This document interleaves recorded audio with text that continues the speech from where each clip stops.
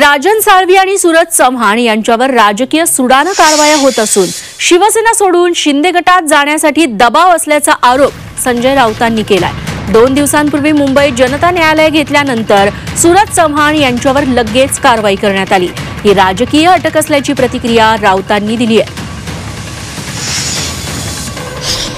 या दोन्ही ज्या घटना आहेत, सूरज चव्हाण जे शिवसेना पक्षाचे सचिव आहेत, राजन साळवी जे शिवसेनेचे उपनेते आणि आमदार आहेत, हे दोन्ही आमचे प्रमुख लोक निष्ठेने शिवसेनेबरोबर राहिलेले आहेत।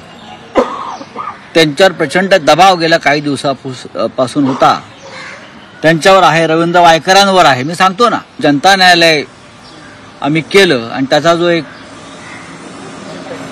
इम्पॅक्ट झाला, प्रभाव पडला, त्याच्या दुसऱ्या दिवशी सूरज चव्हाण यांना अटक केली। ही राजकीय अटक आहे।